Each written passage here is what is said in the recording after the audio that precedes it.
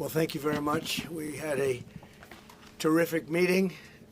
We discussed a lot of things. As you know, I had an excellent phone call with President Putin that lasted for over 2 hours.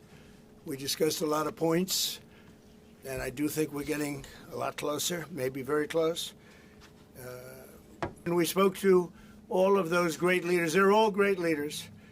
And we had a great talk with them after we were completed. We thought it was appropriate to speak with them. And our meeting was excellent. We covered, somebody would say 95%. I don't know what percent, but we have made a lot of progress on ending that war, which is really certainly the most deadly war since World War II, probably the biggest war since World War II. First of all, I would like to thank President Trump for a great meeting at this amazing place in his home in Mar-a-Lago. And we had a really great discussions on all the topics, and we appreciate the progress that was made by American and Ukrainian teams in these recent weeks.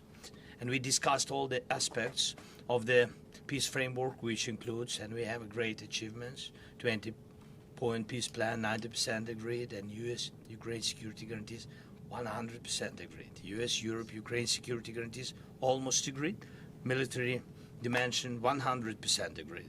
Prosperity plan being finalized, and we also discussed the sequencing of the following actions. And we agree that security guarantees is the key milestone in achieving lasting peace, and our teams will continue working on all aspects. We also had a joint productive call with European leaders, like President Trump said already, and a lot of leaders, including NATO and the EU. And we agreed that our teams will meet in upcoming weeks to finalize all discussed matters. And we agreed with President Trump that he will host us, and maybe in Washington, European leaders and Ukrainian delegation, yes, in January. And Ukraine is ready for peace. And once again, would like to thank President Trump for a warm welcome and substantial discussion. Thank you, Mr. President. Thank you very much. Thank you so much, Mr. President.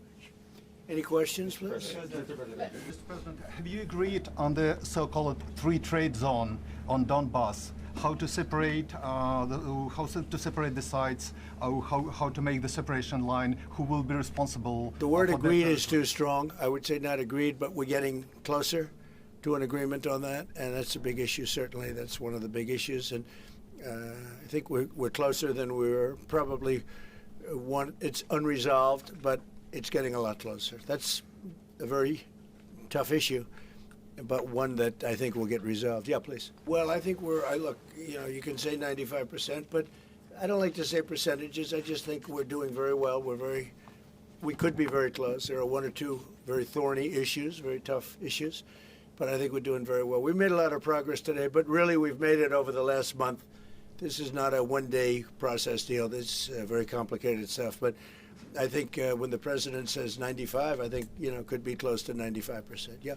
When we speak about referendum, we spoke that it's one of the key. We can have referendum on any kind of points of this plan. I said that we can use referendum like for the plan, or we cannot use referendum. It's one of the key. We can use, this possibility of parliament to vote according to the law or to have referendum.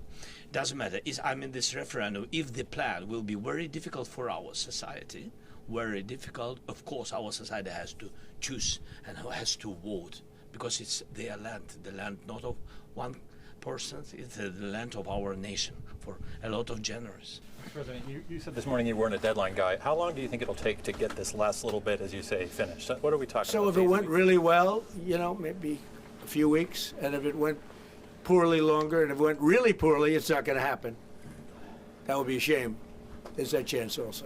It's possible it doesn't happen. So in your conversation with President Putin, did you discuss what responsibility Russia will have for any kind of reconstruction of Ukraine post an agreement? I did. They're going to be helping. Russia's going to be helping. Russia wants to see Ukraine succeed. Once, it sounds a little strange, but I was explaining to the president, President Putin was very generous in his feeling toward Ukraine succeeding, including supplying energy, electricity, and other things at very low prices. So a lot of good things came out of that call today. But they were in the works for 2 weeks with Steve and with Jared and Marco and everybody. Did Russia agree, or did Putin agree to a ceasefire to allow a referendum to take Not a place? ceasefire, and that's one of the points that we're working on right now. No, not a ceasefire. He feels that, look, you know, they're fighting and to stop, and then if they have to start again, which is a possibility, he doesn't want to be in that position. I understand that position. The president feels strongly about that or something, but I think we're finding ways that we can get around that. But I understand President Putin from that standpoint. You know, you have to understand the other side. And, you know, I'm on the side of peace. I'm on the side of stopping the war. Thank you, sir. Thank And thanks for lunch. I don't know. Was it a good lunch? Yes, sir. There's no lunch. He walked in. He said, "This place is gorgeous." I don't think he wants to go to the White House anymore. That's the problem. I'm ready to go to the White House. I know. It is. The White House is a very special place, and so is this. I hope you enjoyed it. Thank you very much. So much. Thank you, sir. Thank you, sir. Thank you. Thank you.